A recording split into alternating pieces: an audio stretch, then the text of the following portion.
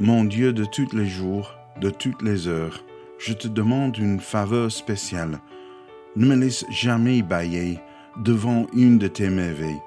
Laisse-moi jouir du miracle de chaque réveil, du miracle de savoir que je suis encore en vie, du miracle de respirer, de marcher et de penser, du miracle de ton amour et de ta miséricorde. Amen. Je vous souhaite le bienvenu ce matin pour ce podcast de l'Église protestante de Ronsard.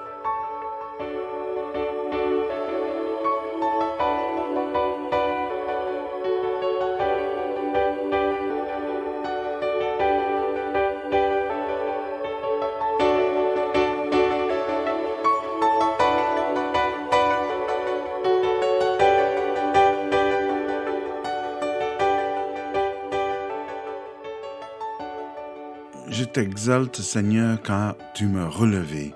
J'ai crié vers toi et tu m'as guéri. Seigneur, tu m'as fait remonter de l'abîme. Tu m'as retiré du milieu des morts. Chantez l'Éternel, vous, ses fidèles. Chantez-le en proclamant sa sainteté. Je vous invite encore à la prière.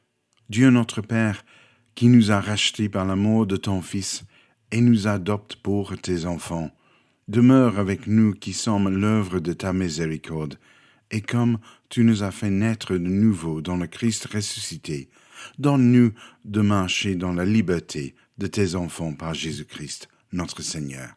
Amen.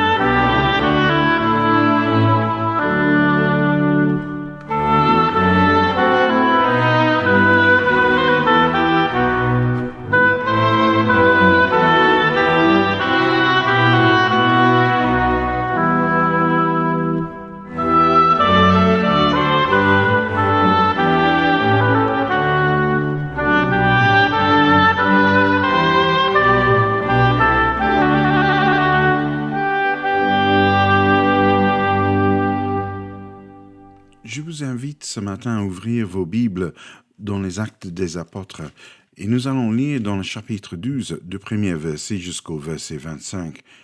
Mais d'abord, souvenez-vous que nous venons de lire en fait l'histoire de Barnabas et de Paul à Antioche, que c'est une période où les chrétiens, en fait, les disciples ont été dispersés par la persécution. Après la mort d'Étienne, il y a eu aussi la conversion de Paul. Donc Pierre annonçait la bonne nouvelle chez Cornèle aussi. Et donc Philippe a été sur la route et a baptisé l'Éthiopienne. Donc maintenant, je vous invite à lire avec moi cette histoire extraordinaire qui se trouve dans le chapitre 12. À cette époque, le roi Hérode se mit à maltraiter quelques-uns des membres de l'Église. Il fit mourir par l'épée Jacques, le frère de Jean. Quand il vit que cela plaisait aux Juifs, il fit encore arrêter Pierre durant les fêtes des pains sans levain. Hérode le fit saisir et jeter en prison. Il chargea 4 groupes de 4 soldats de le garder. Il pensait le faire juger en public après la Pâque. Pierre était donc gardé dans la prison, mais les membres de l'Église priaient Dieu pour lui avec ardeur. Durant la nuit alors que Hérode était sur le point de le faire juger en public, Pierre dormait entre 2 soldats. Il était attaché avec 2 chaînes et des gardes étaient à leur poste devant la porte de la prison. Soudain, un ange du Seigneur apparut, et la cellule resplendit de lumière. L'ange toucha Pierre au côté. Il le réveilla et lui dit « Lève-toi vite !» Les chaînes tombèrent de ses mains. L'ange lui dit « Mets ta ceinture et attache tes sandales. » Pierre lui obéit, et l'ange ajouta « Mets ton manteau et suis-moi. » Pierre sortit de la prison en suivant l'ange. Il ne savait pas si ce qui arrivait avec l'ange était réel. Il pensait avoir une vision. Ils passèrent le premier poste de garde, puis un second. Ils arrivèrent à la porte de fer qui donne sur la ville.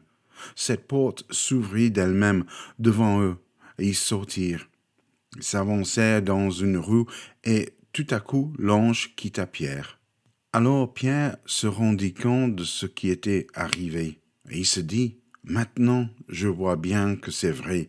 Le Seigneur a envoyé son ange, il m'a délivré du pouvoir d'Hérode et de tout le mal que le peuple juif me souhaitait. » Quand il eut compris la situation, il se rendit à la maison de Marie, la mère de Jean, surnommé Marc.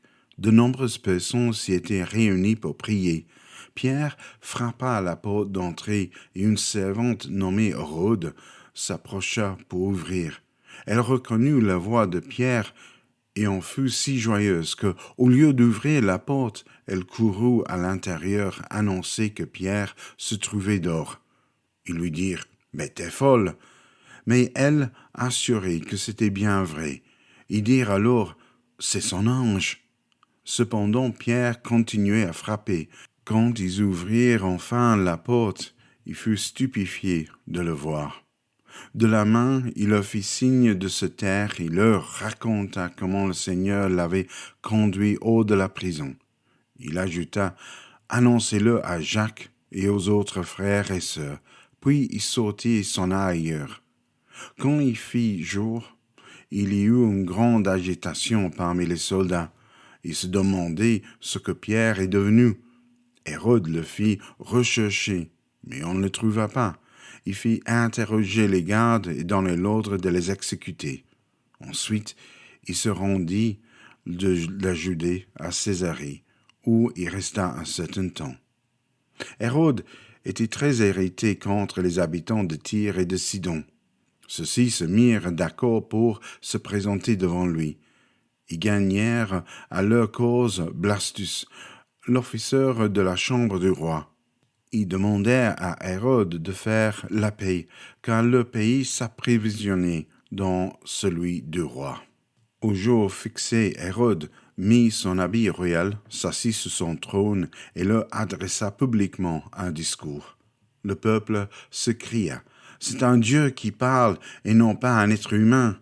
Mais au même moment, un ange du Seigneur frappa Hérode parce qu'il s'était réservé l'honneur qui est dû à Dieu. Il fut rongé par les vers et mourut. La parole de Dieu se répandait de plus en plus. Barnabas et Saul, après avoir achevé leur mission à Jérusalem, s'en retournèrent et amenèrent avec eux Jean, surnommé Marc.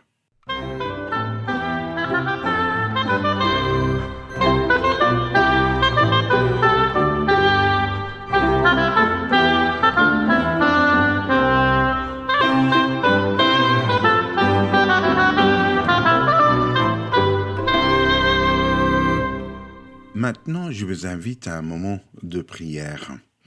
Nous allons prier aujourd'hui pour Janine, avec ses difficultés de santé pour l'instant, pour Diane et pour Danny aussi.